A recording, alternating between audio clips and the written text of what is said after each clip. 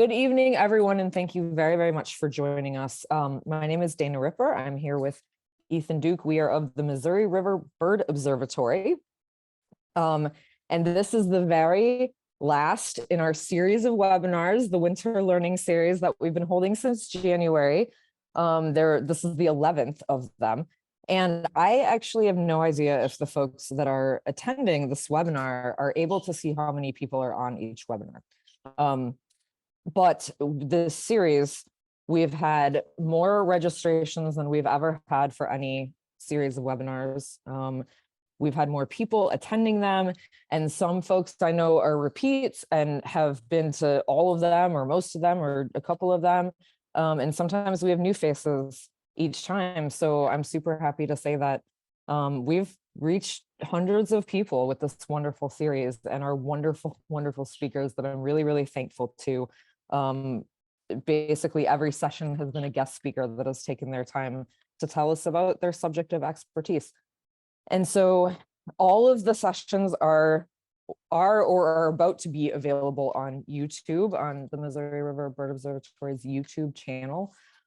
Just go to YouTube and just put Missouri River Bird Observatory in the search function, and you can see all of these. Ethan, I believe, has them organized as like a playlist. So all of these webinars are on there if you missed one or more. And I think we've just heard some excellent deep dives into a lot of different subjects about birds, about habitats, about plants, about insects. And I think that it is wonderful that this presentation by Paige is at the end, because it's all kind of culminating with our knowledge. We can now think about really taking action for the birds and other critters that we love. So I want to thank MRBO supporters, particularly Patrice Taylor. I think I saw your name on here. Also the board of the Missouri Birding Society and the David Risberg Memorial Grant Committee of the Conservation Federation of Missouri. All of these folks have supported this winter learning series, both financially and also, you know, sort of with like philosophically and with advice and with just sort of moral support. And so we really thank you. We wouldn't have probably had the, you know, ambition to put on such a great series with all these different speakers if it weren't for you all. So thank you so much. Now I would really like to introduce Paige Witek. I think a lot of you know Paige. Paige came here to the Missouri River Bird Observatory as our seasonal educator in 2017. The original position was just a few months, but we all quickly realized that she was a great fit for the organization was a good fit for her. And so together we sort of developed a long-term position, and Paige stayed on as our education coordinator until just last year, 2022, when she moved back to her home state of Wisconsin. And so we miss you. You are committed to conservation and the natural world in a way that I think is pretty unusual, and you do your best to really impart that in others, Paige. And so Paige is someone that appreciates and celebrates diversity in all its forms, and in connecting all people to nature. And so now she is the Community Conservation Coordinator for the Door County Land Trust up in beautiful Door County, Wisconsin. And we're just really excited to have you here tonight to tell us about how we can take action for birds. So over to you. Thanks, Dana. That was a super wonderful introduction. And hello, everyone. I'm super excited to be talking to you all tonight about birds, which is something I love, and ways to help them. Like Dana said, my name's Paige Witek, and I was, previous to my current position, I worked for the Bird Observatory as their education coordinator, and I was there for about 5 years. And so now I've moved back up to Wisconsin to be closer to where I'm originally from, to be closer to family. But Missouri and its natural landscapes and its people will always hold a super special place in my heart. Okay, so before we get too emotional, now I work for a wonderful organization called the Door County Land Trust. which is a nonprofit in Door County, Wisconsin. Which, if you're unfamiliar with Wisconsin, it's this little tip up here. And the Land Trust mission is to protect exceptional lands and waters of Door County forever. And they do that a variety of ways. But as their community conservation coordinator, my job is to connect the community with the work that the Land Trust is doing through stewardship activities, citizen science, and educational and outreach programs. So very similar to what I was doing in Missouri. And this all connects to what we're going to be talking about tonight, which are 7 simple actions you can do, you can all do to help birds. So first off, why help birds? Because birds are awesome. And I want to make sure to just say at this point that I'm going to send all the links and resources that I talk about tonight to Dana and MRBO to include in that follow-up email with the recording. So just sit back, relax, enjoy the information. You'll have the resources later as well. And feel free to put comments in the chat. And as Dana said, any questions I'll probably address at the end. I think we'll have plenty of time to answer questions and kind of further the discussion about what we're talking about. So how this all started. So with these 7 simple actions. So in less than a single lifetime, North America has lost more than 1 in 4 of its birds, according to a somewhat recent study, that relatively recent study that was published in September of 2019. It was published in the journal Science by researchers at 7 different institutions, and the findings show that 2.9 billion breeding adult birds have been lost since 1970. And the losses include birds that some of our iconic songsters, like the eastern and western meadowlarks, down by 139 million. Favorite birds at feeders, such as dark-eyed juncos, were down by 168 million. The sweet singing, I love the song of the white-throated sparrows, those down by 93 million. So even some of the species that we think of as common showed declines. And the scientists conclude that the disappearance of even some of these common species indicates a general shift in our ecosystem's ability to support basic bird life, which affects the whole ecosystem. And when we look at the ecosystem level, they have shown losses in almost every one of them. And, for you folks in Missouri, and you can see that 53% drop for grassland birds. And that's why the work that the Bird Observatory and Prairie Foundation and all of those wonderful organizations is so important. And for those of you with connections like me to Door County, you can see these boreal forest birds. We have like that special microclimate in the county, and those eastern forest birds and different things like that. So it's all really important. But that brings us to the question, why is it? Why care about birds? Well, I don't think I need to convince anyone on this webinar if I were to guess why birds are awesome, but because helping birds helps us all. So the loss of that 3 billion breeding birds is a problem for humans as well. So I'm going to go through really quickly some 5 real life examples of how birds make our lives better, just to remember why this work is so important. So one thing, bird habitat supports clean water, which is something that we as humans need to survive. Protecting waterways and their surrounding watersheds protects bird habitat and provides clean water for us. More than 60% of our drinking water comes from rivers and streams. For example, research shows that protecting forested land in upstate New York watersheds is actually the most cost-effective way to provide clean water in New York City, which I think is super interesting and definitely worth looking into if that's something that you think you might be interested in or care about. I think how they clean New York City's water is actually super interesting. Another thing is birds and their habitat support your health. I think that everyone on this webinar is possibly, maybe not, but has possibly experienced this for themselves. Experiencing nature can improve your physical health and decrease stress, with benefits for recovery after surgery, test-taking performance, and even workplace satisfaction. And in fact, listening to bird songs and calls can help improve a person's mood and attention. I had an example of this just this morning. I got out of my car and I was walking into the office and I heard this cardinal just going crazy out in this, and I'm like, and I was just like, oh yay, they're singing again spring, and I just it boosted my mood instantly. So, and that's a high value, I think, in that, for sure.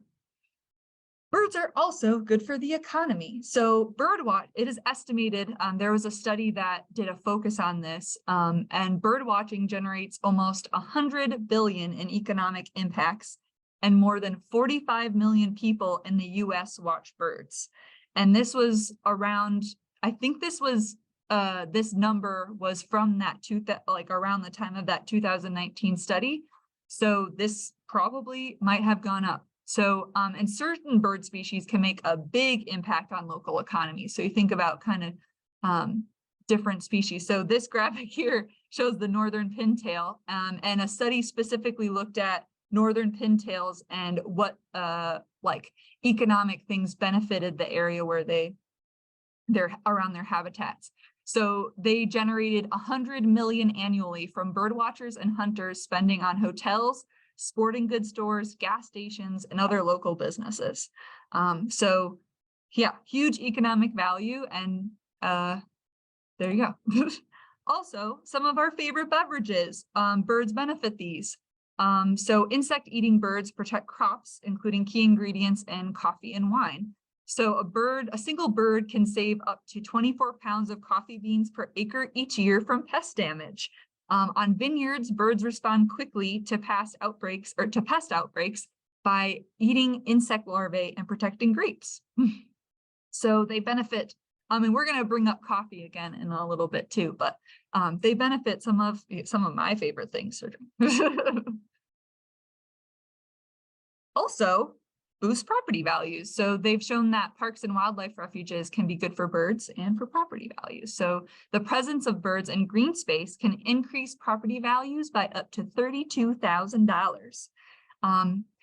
And so those are some ways that bird habitat and birds are good for humans, but that's not all. Birds are important in a number of ways, I think, including just intrinsically, but in some that we just might not be aware of yet.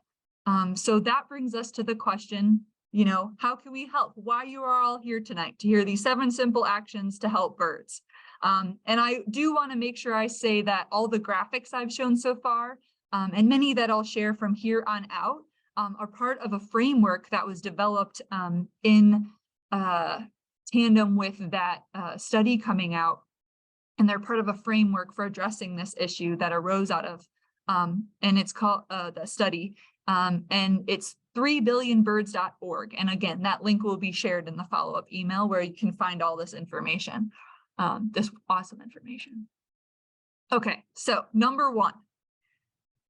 We ought to make the windows safer for both day and night. So it's estimated that up to 1 billion birds die each year after hitting windows in the United States and Canada. That is a very high number. And I'm sure some of you have heard some of the other webinars that have dealt specifically on this issue. So by day, birds perceive reflections in glass as habitat they can fly into. So you can see in this picture, trees heavily reflected in these windows. And by night, migratory birds are drawn in by city lights and are at high risk of colliding with those buildings. Just like if you've ever encountered when a bright light is suddenly shown in your face, right into your face, it's very disorienting. You're like, oh, I can't see. And it's also the reason why almost every time I have to drive at night, I'm complaining about how bright the headlights are because it just it almost seems dangerous and you can't see. To help these birds, what you can do is on the outside of the window, install screens or break up reflections using film, paint, something called Ocopian bird savers, which is what you see in the picture here, these tiny these strings kind of hanging down in front of the window. It's one of my favorite solutions, particularly for home buildings, if you can install them safely. But they're string spaced no more than 2 inches high or 2 inches wide. And I like them because they kind of blow in the wind, so it helps like it become even more visible, and they last a long time. But there's a whole variety of different solutions that you can take or you can do. And if you're like, Paige, I already got it. I did a survey of my house and I know exactly which windows the birds are hitting, and I already put all the stickers on all the windows and I got it, and my bird collisions went down. You can take it a little further if you want to and work with businesses or public buildings to offer like window mural design contests, or just offer them solutions to help make their windows safer for birds. You could support legislation for bird-friendly building designs, start a lights out campaign in your city. If you're located in Kansas City, MRBO has an awesome program for you to check out called Bird Safe Missouri that will be super helpful in kind of acting as an advocate for this issue. So there's a number of different things you can do, but simply, you know, I'd say start with your own buildings that you have around you. Okay. Number 2, cats. Keep cats indoors. So cats are estimated to kill more than 2.6 billion birds annually in the US and Canada. This is the #1 human-caused reason for the loss of birds aside from habitat loss. So the #1 reason for direct mortality of birds. So cats can make great pets, but more than 110 million feral and pet cats now roam outside free in the United States and Canada. And these non-native predators instinctively hunt and kill birds even when well-fed. There's been studies that show that. So a lot of the solutions to this issue are good for both cats and birds. So you can save birds and keep cats healthy by keeping them indoors, or creating kind of what's called an outdoor catio. So I think I have some pictures for you. So here's one example of a catio that somebody built that looks pretty nice to me. And here's another, this one like got real creative with like kind of creating like something coming out their window and then out into their backyard. So, you know, get creative with it. And people have, and you can also, you know, if you're already doing that, you're like, yep, my cat's an indoor cat.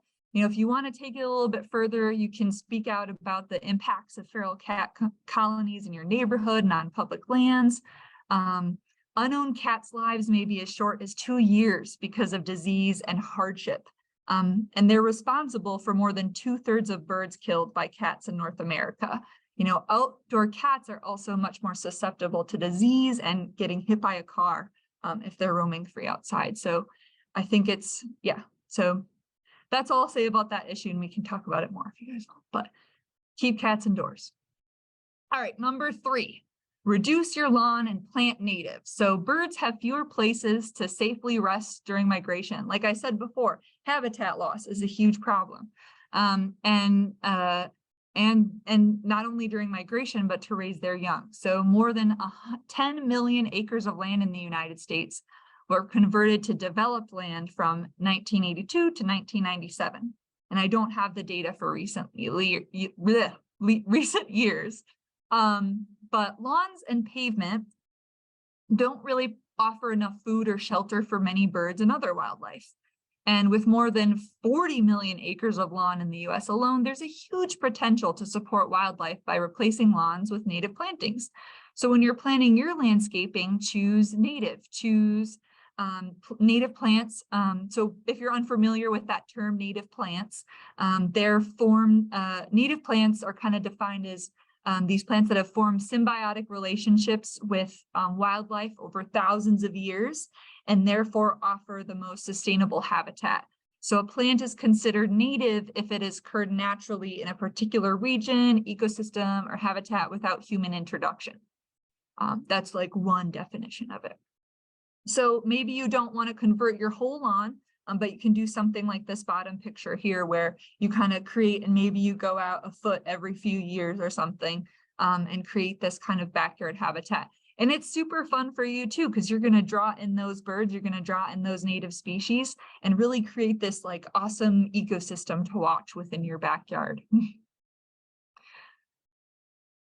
Okay, Number 4, avoiding pesticides. So more than 1 billion pounds of pesticides are applied in the United States each year. The continent's most widely used insecticides called neonicotinoids, or you may have heard like neonics. These are lethal to birds and to the insects that the birds consume naturally. So common weed killers used around homes, such as 2,4-D and glyphosate, which is what's used in Roundup, can be toxic to wildlife. And glyphosate has been declared a probable human carcinogen as well. So pesticides that are toxic to birds can harm them directly through contact, or if they eat contaminated seeds or prey. So pesticides can also harm birds indirectly by reducing the number of insects that birds need to survive. So a healthy choice for you, your family, birds, would be maybe to consider purchasing organic food. It's not a perfect system, but it's better than nothing. So nearly 70% of produce sold in the United States contains pesticides. You can also reduce pesticides around your home and garden.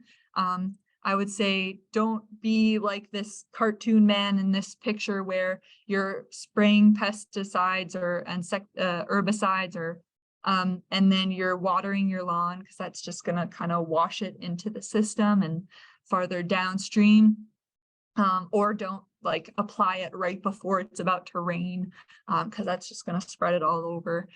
So being kind of mindful about it. And if you're already doing that and you want to take it a little bit further, you could urge your U.S. representatives to co-sponsor support the Saving America's Pollinators Act. The bill H.R.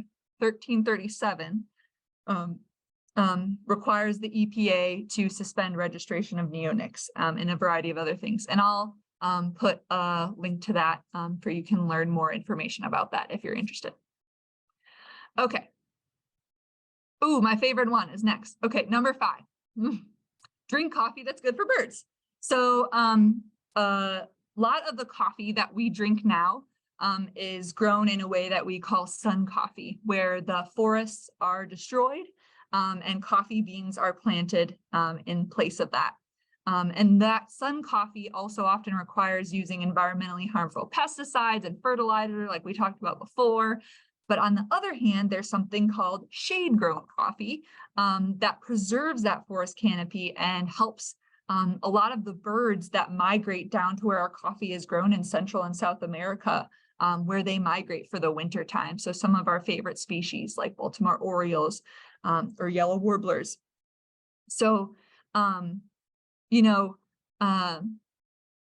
there's something else I wanted to say about that. But anyway, so yeah, shade-grown coffee is the way to go. And too few consumers or coffee drinkers are unaware of the problems of sun coffee, or maybe, you're reluctant to pay a little bit more for this environmentally sustainable coffee. But it's good for birds. It's a win. To me, shade-grown coffee and bird-friendly coffee are a win-win-win.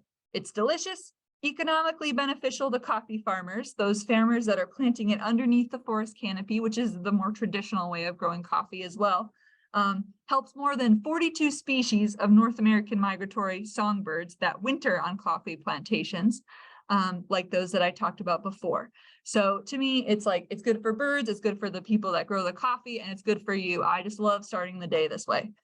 So you can look for bird-friendly coffee, which is a certification from the Smithsonian Migratory Bird Center that also includes organic standards. I think they're also fair trade and different things like that. So, and if you want to take it a little bit further, you can educate your local coffee shop and grocery stores about shade-grown coffee as well, and maybe say, hey, maybe you can sell this as well. So, and I will post a link to the Smithsonian website where you can find the different brands and things like that. So bird-friendly coffee, great way to start the day, or whenever you drink coffee. Okay, number 6, so plastics.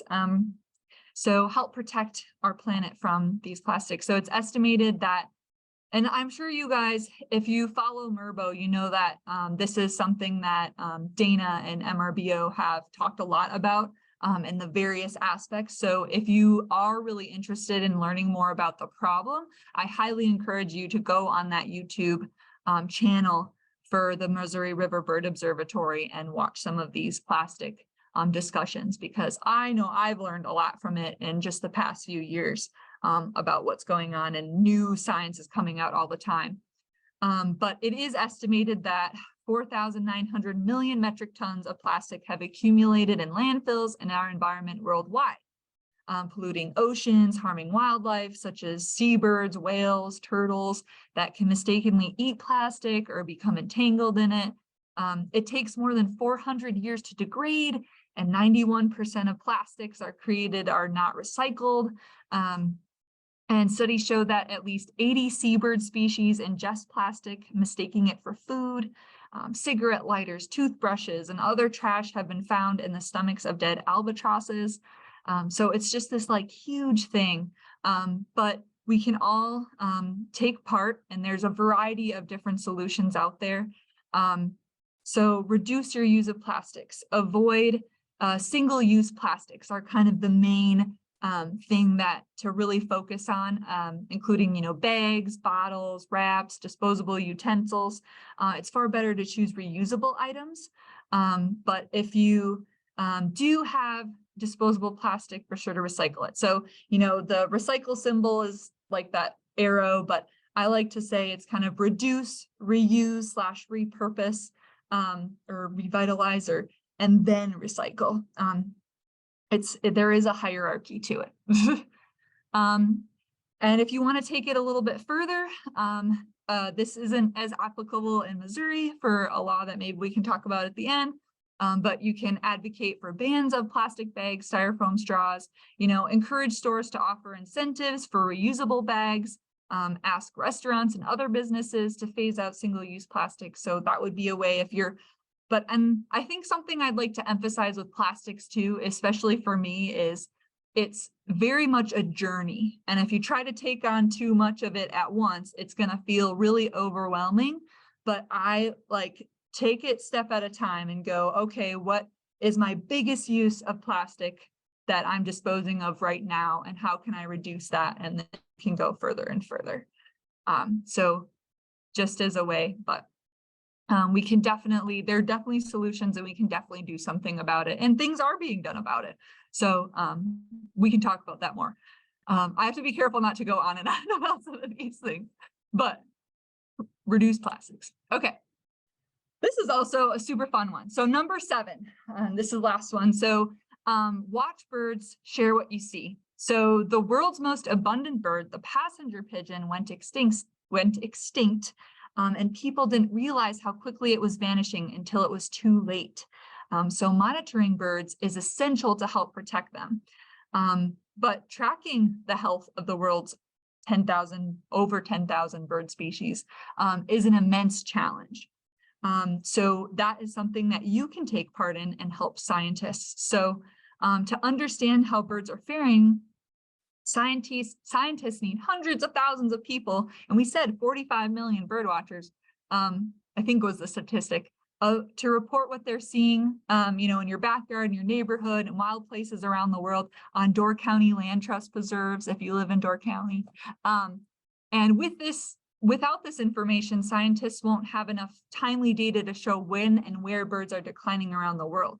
So enjoying birds while helping science and conservation is by recording what you see is just a great way to participate in something greater.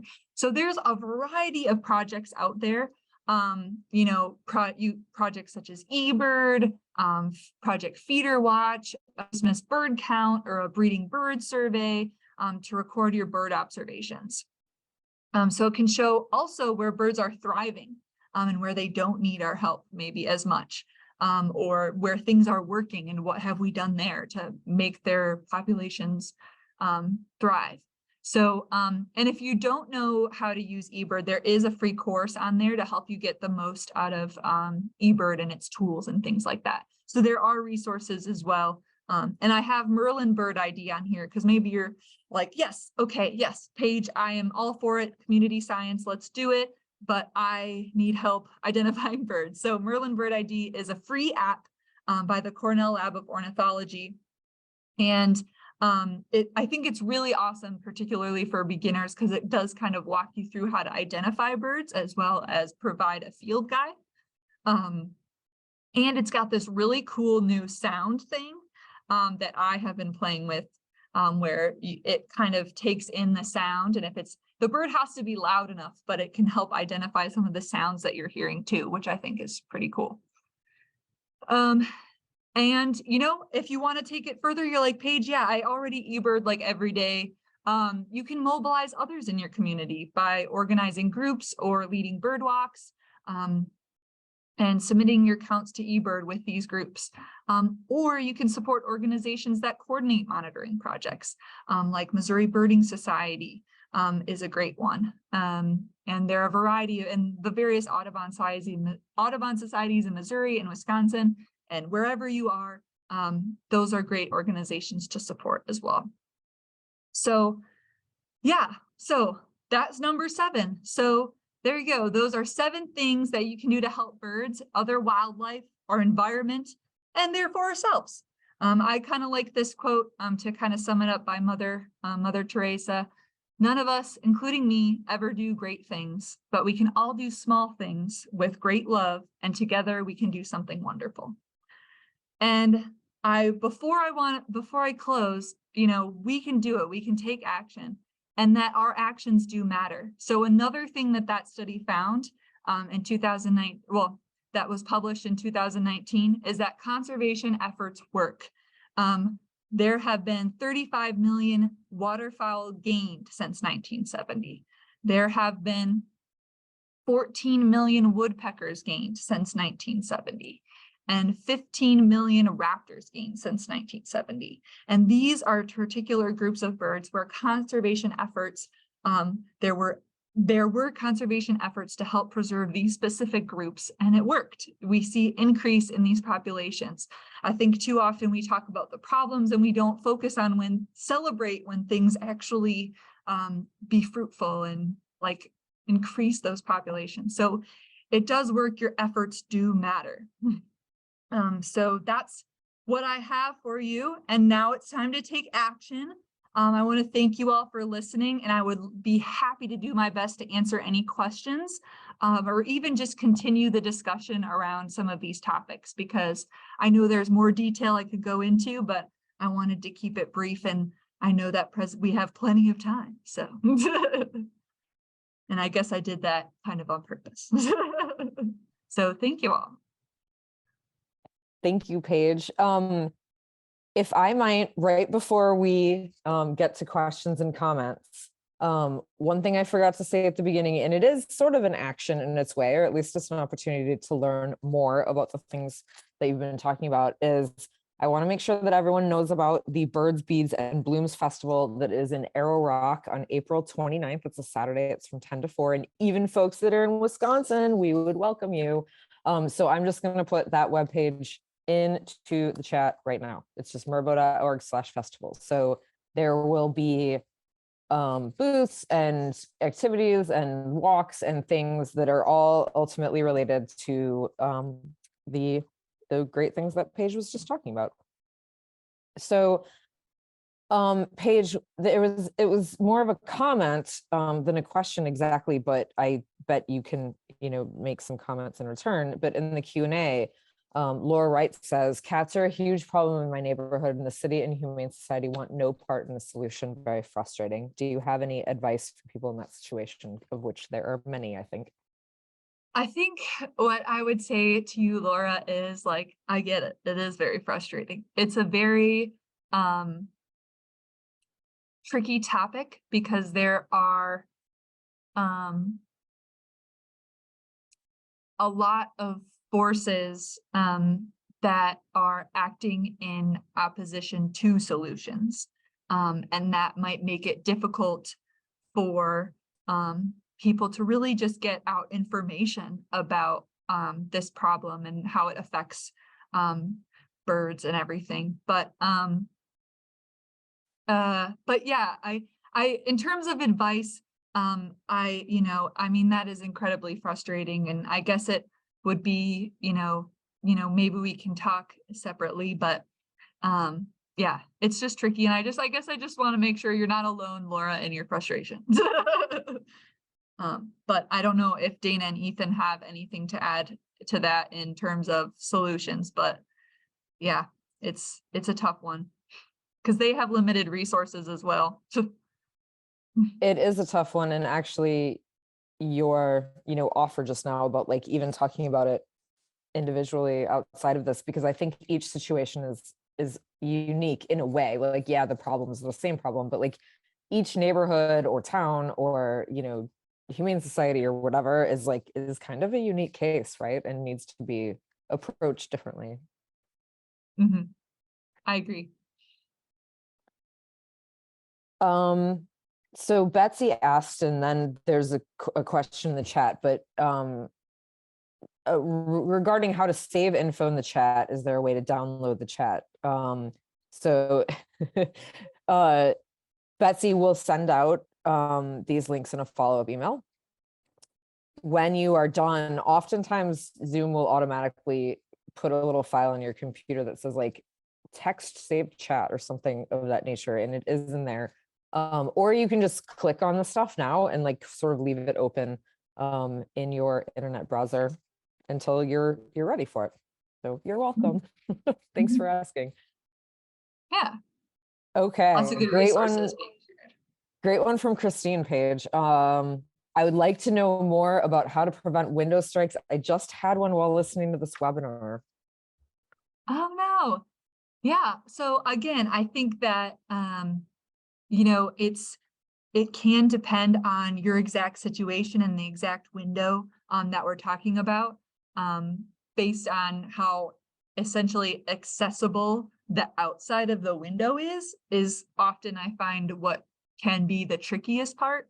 And also, how much, you're willing to invest. So I will share the link to the Acopian bird savers. I think those are great for large windows because they're it is and I would like to emphasize too that they provide resources on that website for how to make your own if that's something you're interested in. When I looked into making my own, the cost of the paracord, that is what they use, and then the like little brackets was essentially the same amount as it would cost to order one from them. Like you can give them specific window dimensions and they'll kind of make it for you and all you have to do is install it. But again, if your window is high up or hard to access, putting stickers on the outside can be helpful. So those need to be replaced much more frequently. And a lot of them, so birds can see an ultraviolet light, which is like a super cool fun fact about birds. And they've made stickers and different tape and like other kinds of things that you can put on the window to kind of reflect UV light, but it looks kind of clearish to us. So if you're looking for something that you don't want a lot of things like blocking your view of your window, but that also might be something, just like how you would clean your window, that you could maybe put stickers on the outside of an upper window. But there's a huge variety of solutions out there. And yeah, it very much depends on the window itself. If you have a reflection problem or if it's more of a like see-through situation, that could affect what you're doing too. But if you are doing stickers, I would make sure you're putting them close together because so they have to be, especially if you're talking about hummingbirds. So hummingbirds have like a very short wingspan. So if you have to think, if the birds think they can fly through it, they may try. And what I mean is fly in the space in between your stickers. Then so you got to keep like 2 inches apart, 4 inches for larger birds.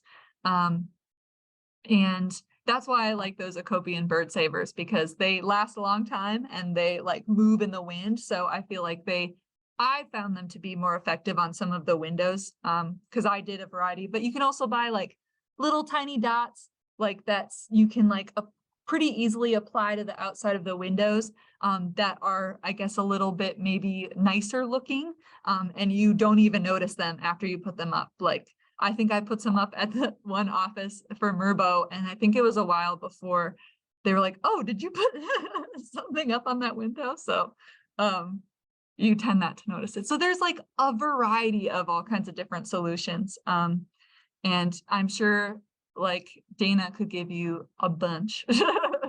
And I'd be happy to ask if, with specific situations too.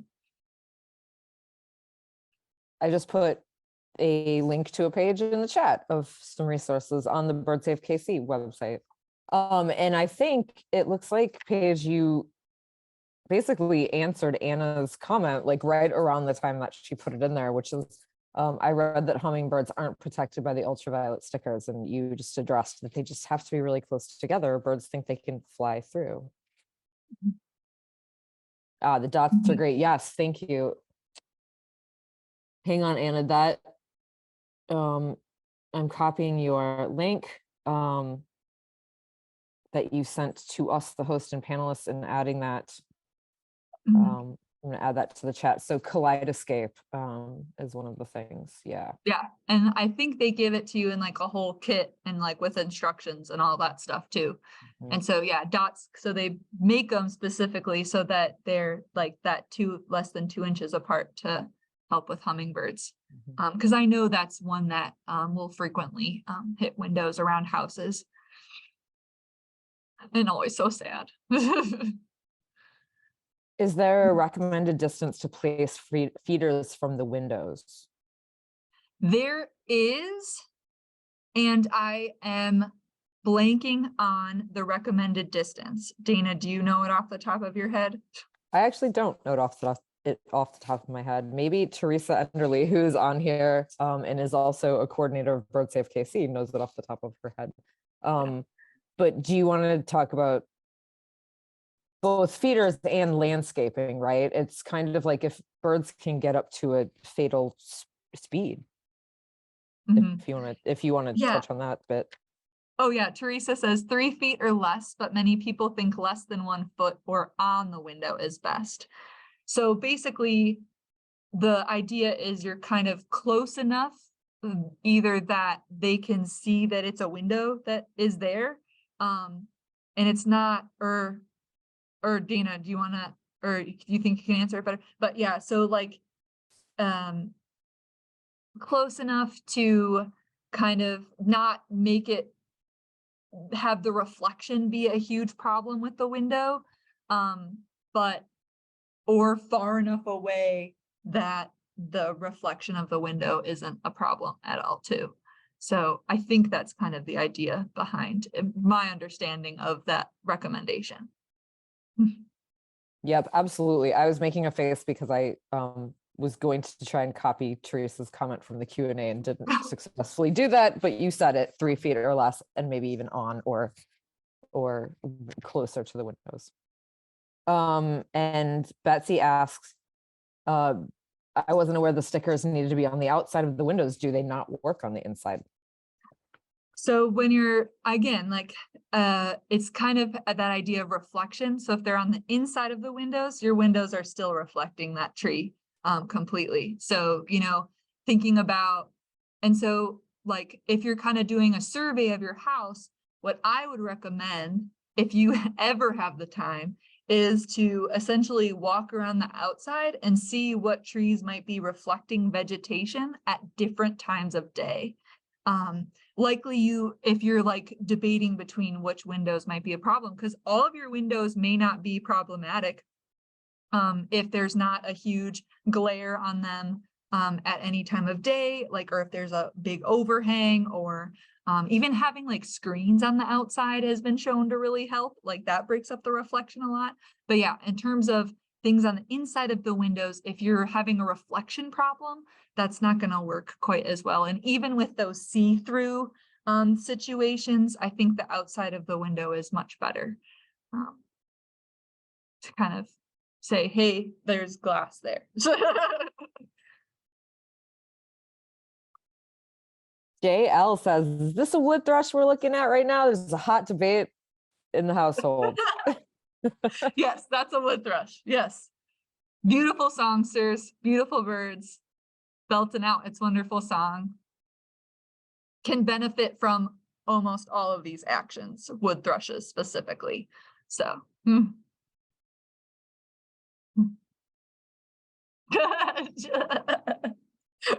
that's awesome. Did I see other comments in here?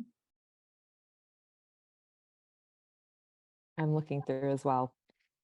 Also, I will express that as well, that I think the winter webinar series has been great. I've attended a few myself, and the wealth of information that was shared and the presentations I attended and some of the discussions that were had as well at the end were very,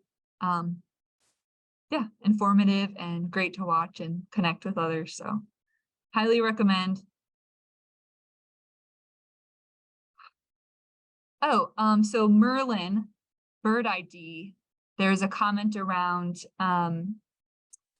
cannot hear the less loud birds, such as Acadian flycatcher or ruby-throated hummingbirds. I have found something similar, the call, or if it's really far away, like I can hear it, but Merlin ID can't hear it, and I'm always like, shoot. But it's more, it's not an end all be all, but it's a great tool and a great way to enjoy being outside, I think. And like one time it picked up something I did not hear, so that was really interesting. Yeah, Ethan, you got more comments on that? Yeah, so part of that might be just the ability of the microphone. And if you're relying on Merlin a lot or using that type of a program to help ID birds, maybe finding an inexpensive microphone that you can plug into your smartphone, that might help. Yeah, I also note, I think that was Retta, that's back up in the chat comments, but there it is. Yep. Yeah, Retta, if you know that you're hearing Acadian flycatchers and hearing ruby-throated hummingbirds, you're doing pretty good by yourself without Merlin even. I see 2 hands raised in the chat there. I don't know if that is on purpose or not. Now I see several. Paige, can you see the Q&A? I'm not sure what you can see and what you can't, but Laura have Wright both pulled up on different screens. Okay, so you can see the questions regarding non-native birds and their impact in the Q&A, yeah? Yes. Yeah. So yeah, non-native birds, I think when I think of non-native birds and their impact on our native birds, I'm mainly thinking of breeding impact. So something with that comes to mind first is like house sparrows and starlings occupying nest boxes that we set out for our native species. And there are definite challenges with that. So they can definitely impact the nesting success of our native species in that way.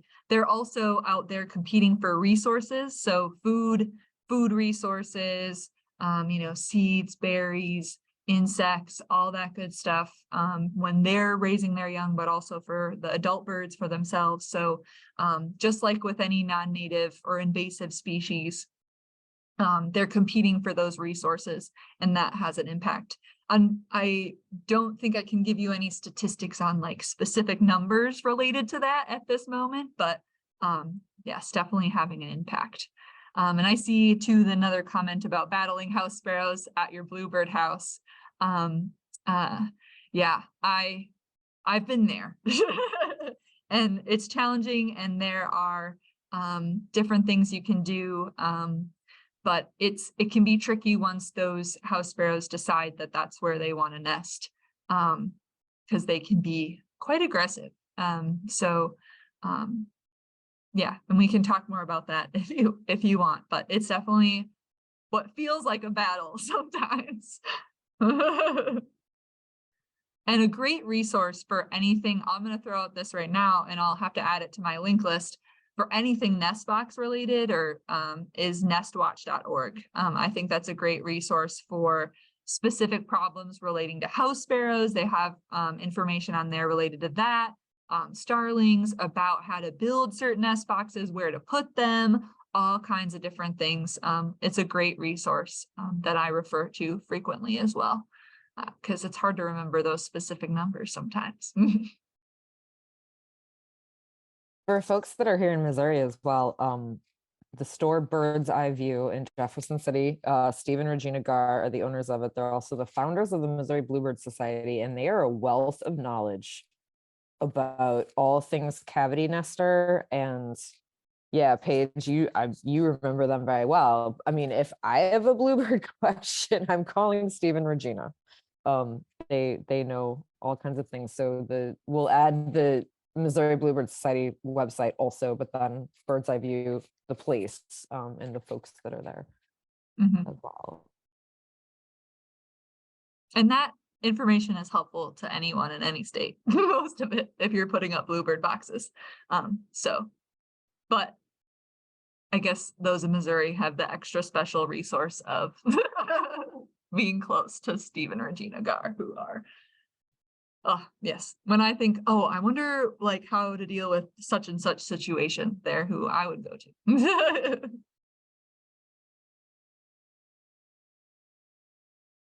So right now we have a few questions in the chat that are to do with like recordings and stuff of the webinars. And thank you all very much for asking about this. All the webinars are on our YouTube, or like this one will be soon. And what we can do is send out a final follow-up email to everyone that's registered for all the webinars, and there will be links to each one of them. I'm really glad people have enjoyed them, and we do in fact have plans to start them up again next winter. I was thinking January and February of next year with different speakers and different topics, because the speakers have really made this what it is, and we're very thankful for that.